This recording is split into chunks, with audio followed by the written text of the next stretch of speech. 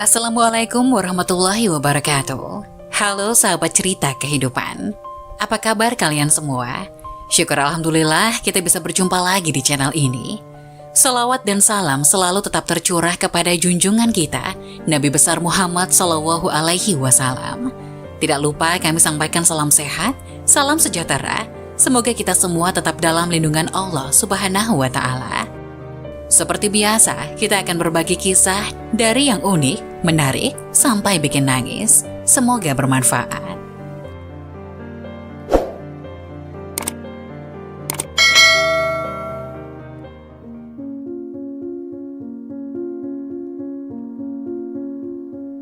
Masya Allah, jenazah gadis ini keluarkan bau super wangi. Ternyata begini kisah semasa hidupnya. Beberapa tanda seseorang mati dalam keadaan husnul khotimah diantaranya meninggal bukan di tempat maksiat dan dengan tenang. Seperti kisah meninggalnya gadis yang bernama Mala. Terlahir di tengah keluarga kaya, ayahnya muslim, sedangkan sang ibu beragama Nasrani. Di tengah orang tua yang kaya, ternyata tidak semuanya bisa Mala dapatkan, termasuk kasih sayang dan pendidikan agama. Kehidupannya pun glamor dan boros. Mala telah terbiasa menyewa villa saat libur sekolah sejak SMA. Tak jarang Mala bercampur dengan teman laki-lakinya, bahkan tidur dalam satu kamar bersama dengan yang lain. Meskipun begitu, Mala tidak pernah berbuat tidak senonoh dengan teman laki-lakinya. Suatu hari ketika liburan, Mala mengunjungi rumah salah satu temannya. Saat Mala berbincang dengan teman-temannya, tiba-tiba seorang wanita mengajak teman laki-lakinya ke kamar. Alangkah terkejutnya Mala saat melihat teman wanitanya berdua dengan cowok di kamar sedang melakukan tindakan memalukan. Mala marah seketika dan menampar wajah teman wanitanya. Lalu ia berlari dan pulang. Untuk pertama kalinya Mala merasa tersesat tanpa arah. Dari kejadian itu, Mala menjadi sering menyendiri dan merenung. Perubahannya bahkan terlalu ekstrim untuk seseorang dengan kehidupan serba cukup. Ia tak lagi menyukai musik, pakaian yang serba terbuka, bahkan rumah mewah tempat ia tinggal. Kumandang azan yang tak pernah ia dengar, tiba hari-hari setelahnya seolah suaranya mengusik jiwa. Sejak itu ia memutuskan untuk sholat. Di rumah mewah itu, satu-satunya perlengkapan ibadah yang ada merupakan peninggalan neneknya.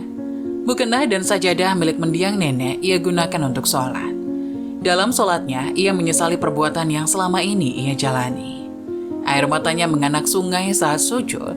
Ia menangis terseduh-seduh.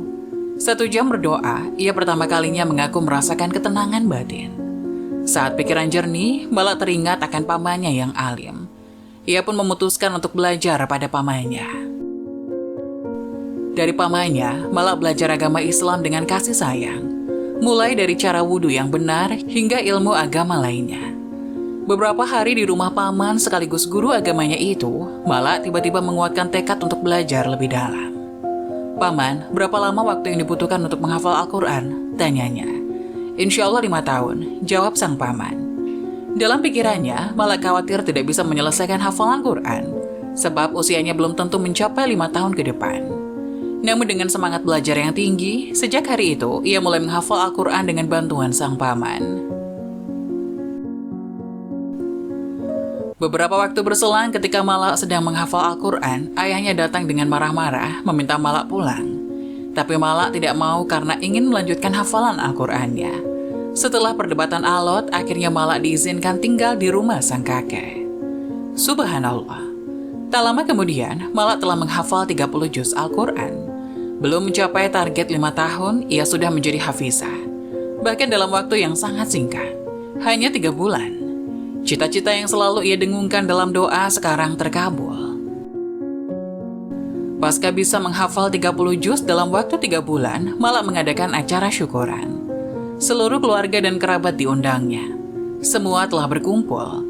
Acara hampir dimulai, tapi Mala tak kunjung terlihat juga. Seorang wanita yang merupakan kerabat Mala sebelumnya melihat Mala tengah sholat di dalam kamar. Terlalu lama menunggu, keluarganya menjemput Mala di kamarnya. Dan alangkah terkejutnya mereka saat melihat Mala sang hafizah terbaring tanpa gerakan sedikit pun sembari memegang mushaf Al-Quran. Setelah diperiksa, Mala sudah tidak bernyawa lagi. Inna lillahi wa inna ilaihi roji'un. Semua orang syok, terutama sang ayah. Tapi itulah yang terjadi. Mala telah pergi selamanya meninggalkan dunia dan gegap gempitanya.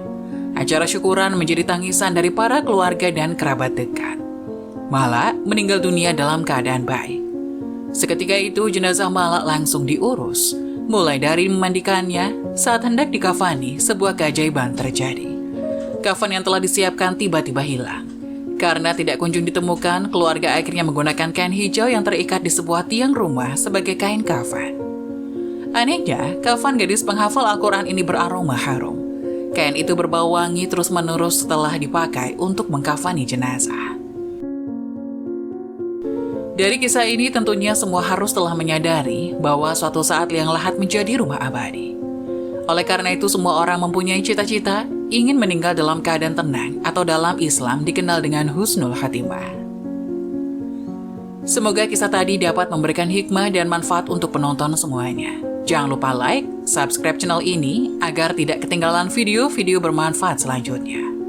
Sekian dari kami, terima kasih. Wassalamualaikum warahmatullahi wabarakatuh.